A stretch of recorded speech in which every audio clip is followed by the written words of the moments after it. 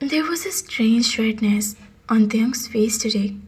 Okay, I will wear this same for my baby. Now happy? They said while touching his nose to her nose. My beautiful mama. They put his hand around her neck and hugged him lovingly. They hugged her back. It was very lively in the back garden today.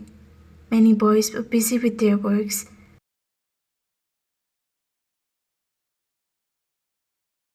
Nori was sitting in her lawn, holding a cup of tea, and looked at the blooming plants.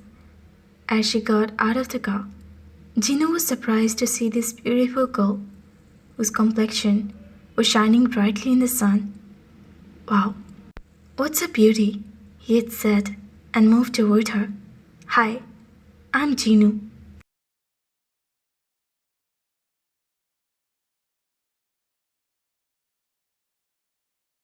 Gino put his hand in his pocket and introduced himself. So what should I do? She spoke in a casual manner while drinking tea. He smiled. By the way, are you married or single? Gino asked, raising his eyebrow. That's none of your business. I should have called my brother right now, if you hadn't left here in 2 minutes, she said, standing up angrily.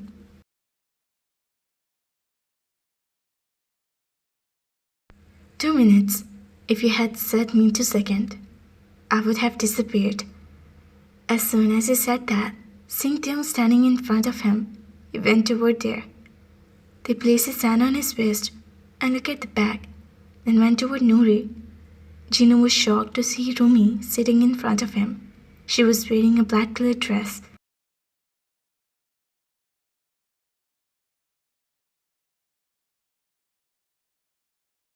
He looked at Rumi and then at Noori, whose high ponytail looked extremely beautiful, with its pink glitter color. He paused his lips. "What is happening to me? I wasn't like that," he said helplessly while looking at Noori. Rumi looked at Gino and then followed his gaze, so that his gaze was fixed on Noori. Her heart was restless, as if something was going to happen. She took a deep breath and started smiling at Hon, who got off her bike and looked at Rumi and moved toward Theon. Wasn't her presence a source of pride for anyone? She got up and went inside, thinking both they come to John mansion as servant. Later, Rumi was lightly dressed and looked very beautiful.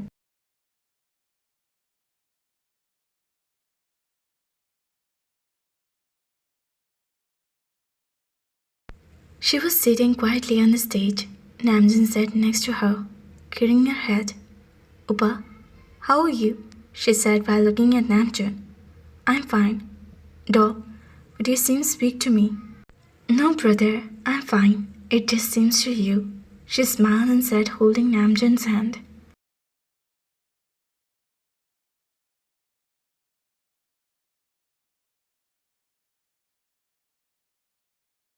Namjoon kissed her hand in return, that he considered her as his sister. "Be happy," Namjoon said with kindness, to which she smiled softly. When had left the house, Theung had called him many times, but he had switched off the phone. Jungkook smiled, seeing the love of both of them. He took a deep breath and started putting the Bluetooth in his ear.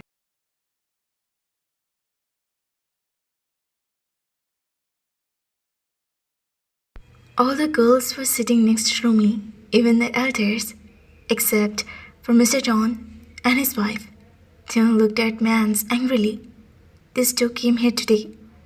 I told them to come tomorrow." They was angrily grumbled while looking at them. They was wearing a grey-colored dress, and he had a big earrings in his ear. He looked quite unique. "I have to do something."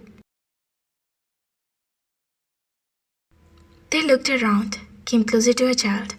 "Uncle, an uncle is calling you there," the kid told to Mickey. Mickey seen the child and looked at the corner where a boy was telling him to come. With his face hidden, they both looked around and came closer to them, whose eyes were only visible. "Why did you came here? I told you to come tomorrow, and you both arrived today?"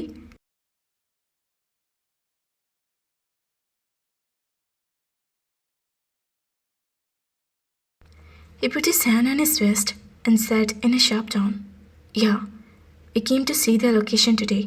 Mickey stiffened his neck and spoke bravely. "I will slap you and drain your face. Go away from here." And came tomorrow. He gritted his teeth in anger and said, "Uncle, don't get angry. We were just leaving."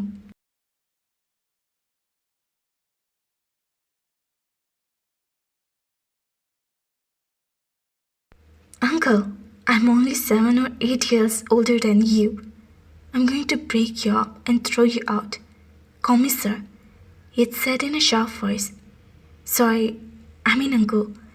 Go and get out of here now." They ran away from there, afraid of his anger. Of these idiots, have they able to do work or not?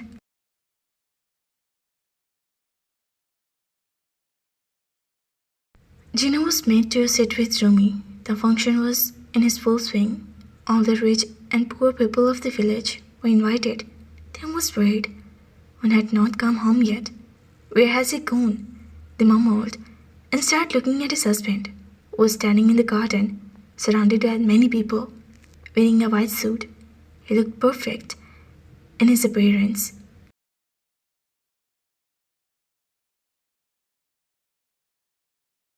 Should I tell him about her? They stood thinking. No, if I told them, I don't know what he would think. And look at this Gino, who was sitting with my roomie. Sit as much as you want today. Tomorrow my brother will sit with her for forever. Oh God, when will that time come?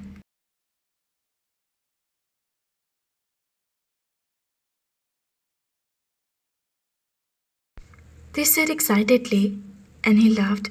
A girl was standing with the husband, who was taking a selfie with him on her mobile, while he was seriously shaking his head in negative. They angrily walked toward the girl. "Hey, why are you forbidding Auntie to take a picture? It is not good to hurt someone like that," they said to Jungkook angrily, while holding his arm in his hands. "Auntie," the girl was surprised. "Now take your picture," he said with a fake smile, while holding Jungkook's hand in his both hands.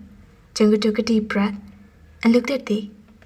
Nothing could happen to this boy, Jungkook thought in his heart.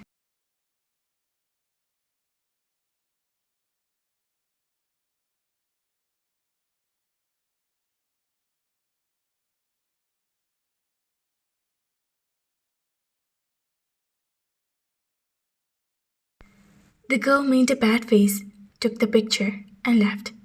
"Now, let go of my arm." She had gone, he said in a low voice, and many people were around them. They let go of his arm and left from there, grumbling. While he was looking at the bag with smiling eyes, he moved toward his guest again.